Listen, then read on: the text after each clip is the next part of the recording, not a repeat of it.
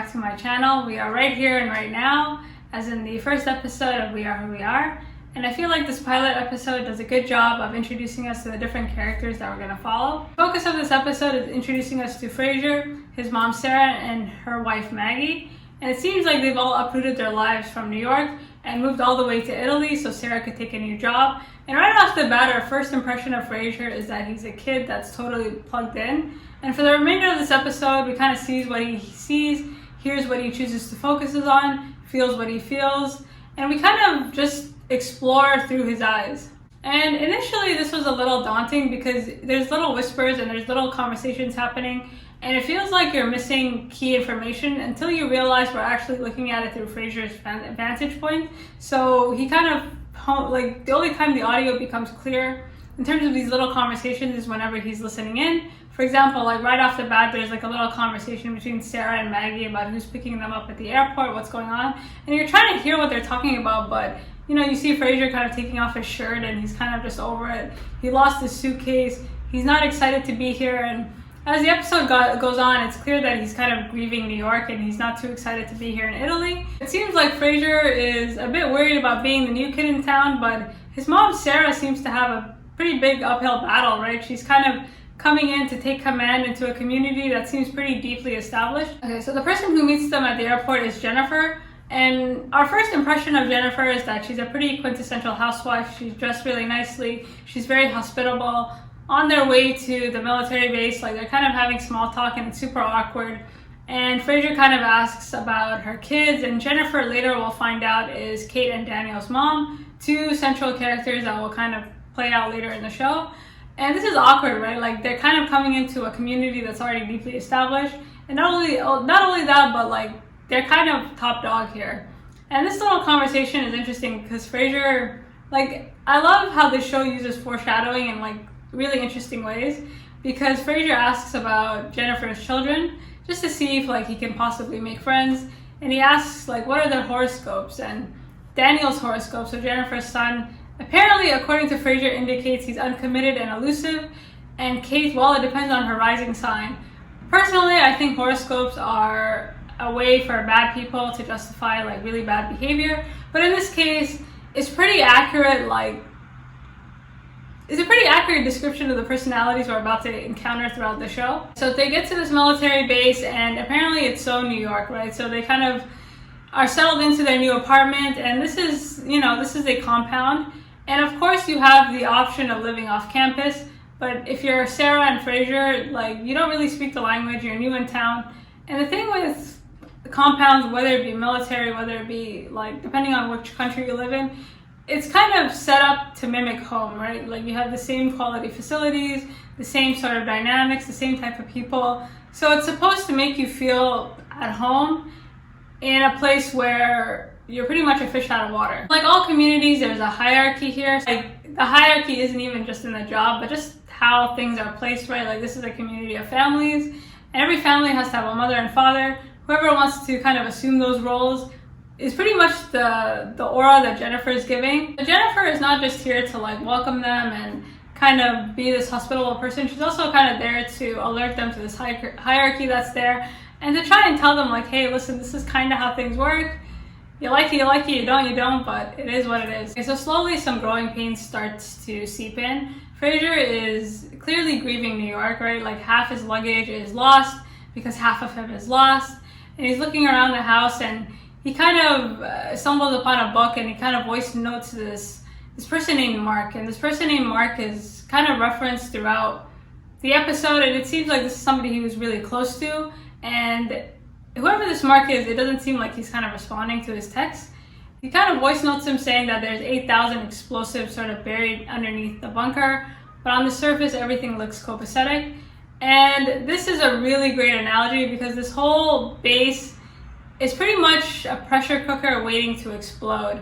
Because towards the end of the episode, when Sara kind of takes command, you find out that there have been 20 fights, 3 rapes, 2 suicides. So although everything looks orderly and copacetic, it seems like appearances can be deceiving. It's clear from this first episode, for me personally, that this community is pretty deeply established.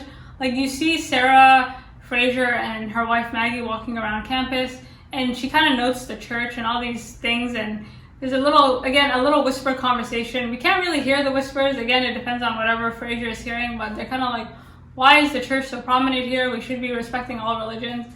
And it seems like Sara is an outsider brought in for a reason, because this place seems like a bit of a cesspool, and she's there to kind of be this objective third eye and kind of put things back in its place. But again, that's a lot easier said than done. There seems to be a discrepancy between like the messages that this place is sort of emitting and the reality. So as we kind of slowly break off into Fraser's sort of vantage point, and we're looking around like he's looking around, and everybody's kind of in these groups, right? So he goes past the school and everybody's in these groups. It's very hyper masculine. Like you have Fraser who's in this t-shirt and leopard, shorts, and then you have these dudes playing basketball, and then you have all these messages of diversity and you should be yourself. And there's one scene where he kind of wanders into the school, and you can kind of overhear the teacher saying, "Have you seen the new command son? He seems a little lost."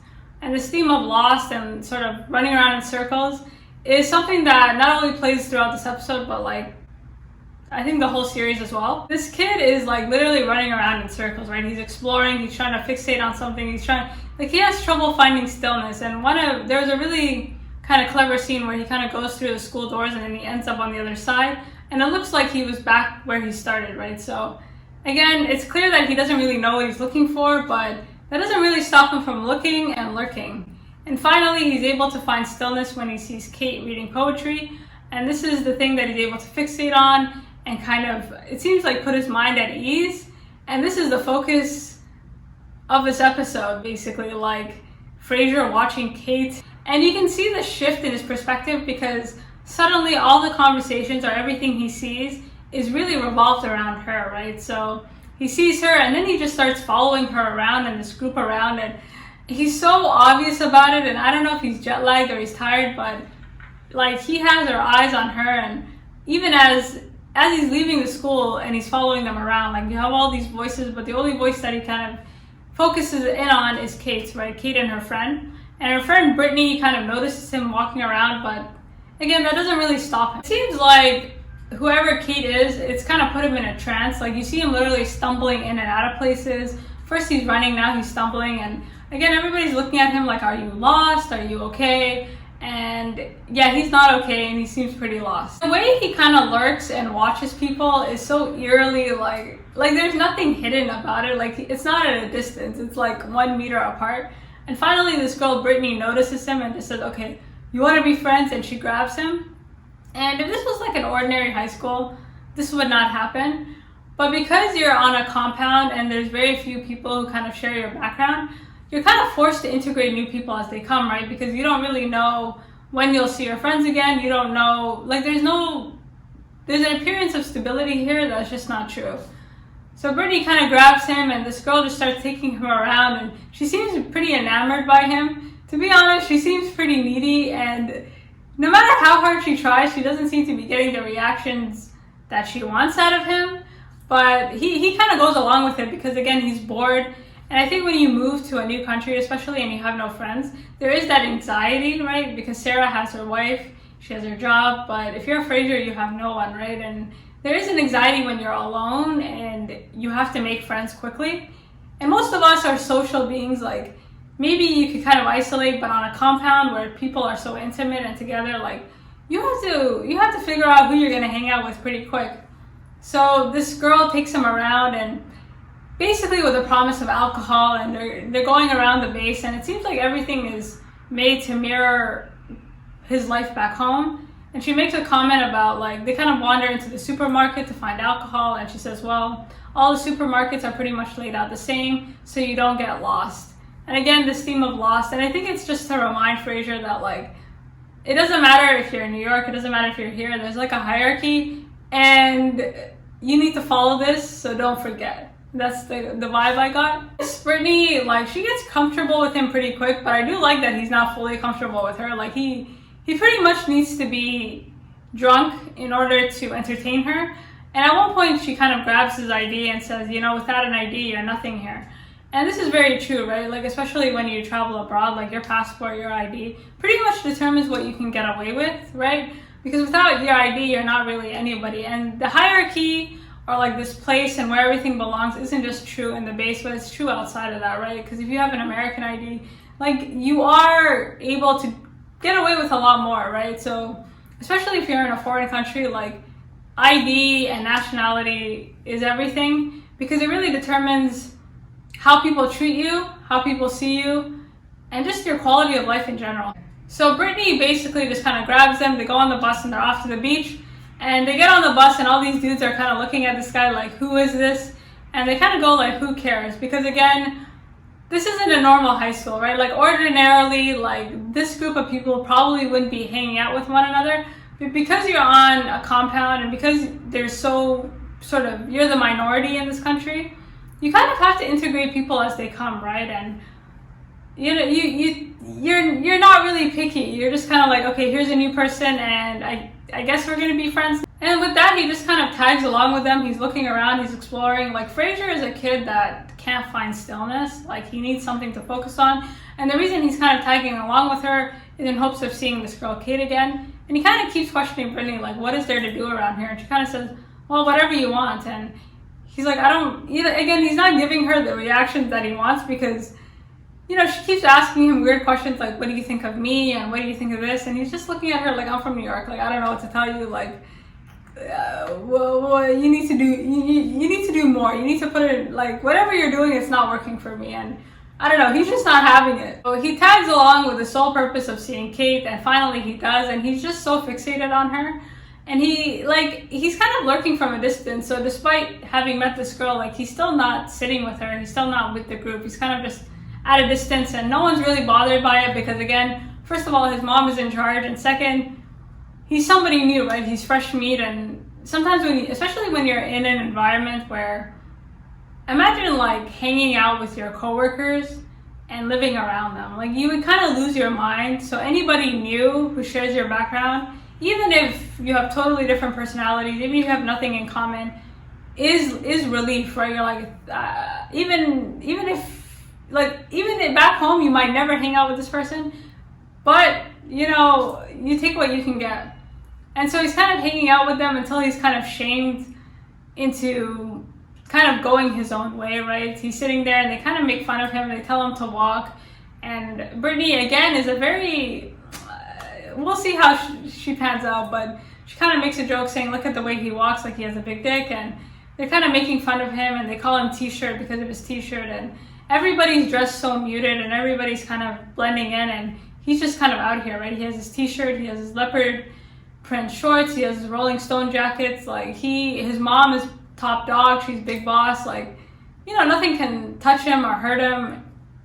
He's basically laughed out of the room, and he's kind of wandering through the streets of Italy, and he doesn't really know where he is, right? Like, you're kind of watching him, like, there's all these kind of close-ups of his face, and he doesn't seem to be focused on anything, right? Like, so he has his headphones in, and the only time he ever unplugs is when he's lost, right? So there's a bit where he's kind of walking through, and it kind of dawns on him that he's very far away from home, and he starts looking for familiarity or something that he can kind of anchor himself in. And then he spots kind of a group of people making, you know, US uniforms, and he kind of just makes himself comfortable, right? It doesn't occur to him like these are strangers. He just spots something that is familiar or within 1 degree of separation of where he's from, and he gets comfortable fast, right? And that's saying a lot. The only time we ever unplug is when we're in an unfamiliar environment, and what do? We look for familiarity, and with that, it's almost like we are back home. And these strangers kind of do him the favor of giving him the option of drinking wine or water. And he's a very interesting kid, right? Like, he gets comfortable pretty fast. Like, these are strangers, he's playing with their music. He grabs the bottle of wine, and he couldn't be happier, right? And this just sends him on a spiral. Like, it's clear he has like an addiction problem or a dependency issue. And this is clear, like, at the start of the episode. And he pretty much drinks himself under the table until his mom comes to get him. And the whole time he's drinking, he's like referring to this dude Mark. He's saying we're gonna wear our souls on our skin. And it's clear that he's grieving in New York. Like, he just doesn't like it here. He's bearing his feelings. And this whole sequence of him on the bridge, where he's just kind of inebriated, but he keeps moving and he's trying to focus on something else. Like, it's like he can't even it seems like he needs constant stimulation, and whether that's to push something aside or whatever it is he's trying to avoid, it's not working, right? And at some point he had to unplug because, you know, the stimulation can only last for so long before you start getting sick, right? He finally kind of tires himself out and he calls Maggie. And I think it's really interesting that he calls Maggie and not his mom, Sara. And Maggie comes to pick him up, and he literally, you know, again, he's trapped, right? So he's on the bridge and he's trying to get to Maggie's car, and he literally has to like go through a hole because he's lost. He's been running around in circles, and now he's trapped in this sort of prison that he put himself in. And Maggie is more of the mother, like she kind of takes him in, she talks to him, she cleans up his wounds. And there's this conversation between Maggie and Fraser, and Maggie says, well, whenever I'm like kind of making love to Sara, it's almost like Sara's kissing a mirror. And there is no rule book for motherhood, right? And you look at Sara, and it's clear, this is the first glimpse we have of her personality. Like, Sara must have been very good in her job to get this promotion. She likes structure, she likes order.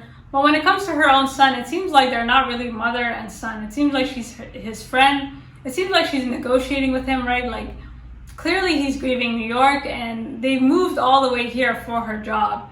And the way Sara treats her son, it's almost like she's kind of negotiating with him, like, listen, we're friends, you need to do me the solid. Like, she doesn't have a structure for motherhood, and it kind of shows. She doesn't really know how to parent her son, right? So she kind of negotiates with him. She's like, okay, you can have one sip of wine, or like she lets him slap her. And this is supposed to be somebody who's in charge, and I don't think she knows how to operate outside of, you know, outside of like a rule book.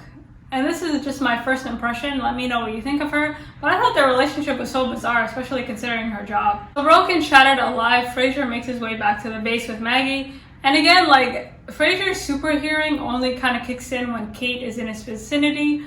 And they get back on campus, and he kind of overhears Kate and her mom, Jennifer, the woman who had kind of met them at the airport, saying, like, why are you wearing this shirt? Like, where are you going at this hour? And he kind of makes a note of saying, like, Americans can only be happy in America. So although everything is kind of mirrored as it is back home, it is a bit of a pressure cooker because it's just not the same, right? You have people kind of hanging out with people you ordinarily wouldn't hang out with. And you have you're kind of around the same people a lot longer than you would be if you were back home. So it's natural, like, you can like somebody, you can respect them, but again, when you're in such a small environment, like, relationships are heightened. Like, you can like somebody and you can respect them, but if you hang out with them too much and you live in the same area as them, and like, it doesn't matter who it is, eventually you're gonna wanna fight them.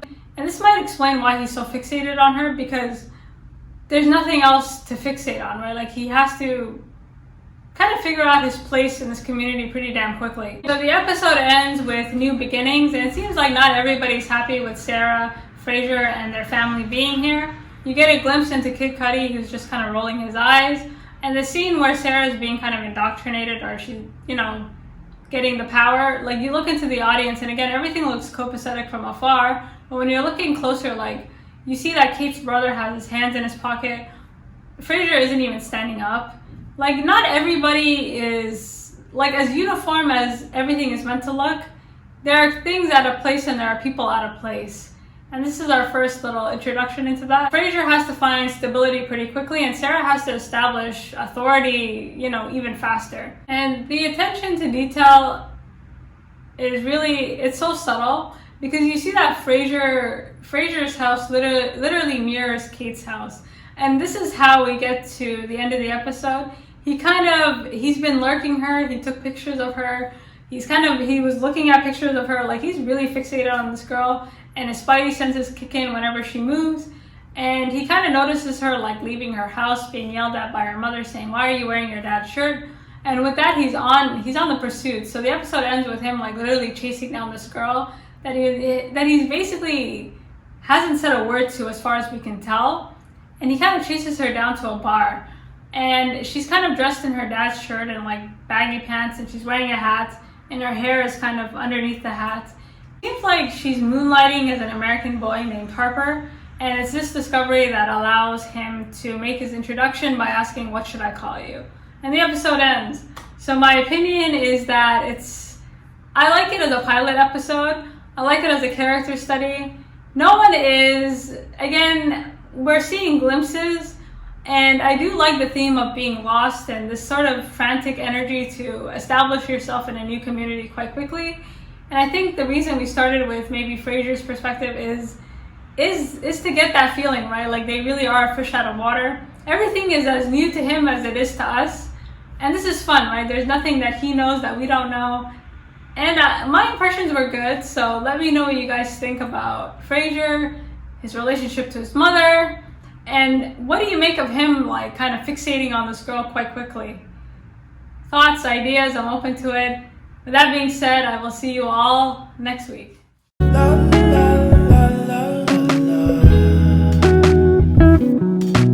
Let her know, I gotta let her know that she my white horse, she my medical. She like my baby mama, know how to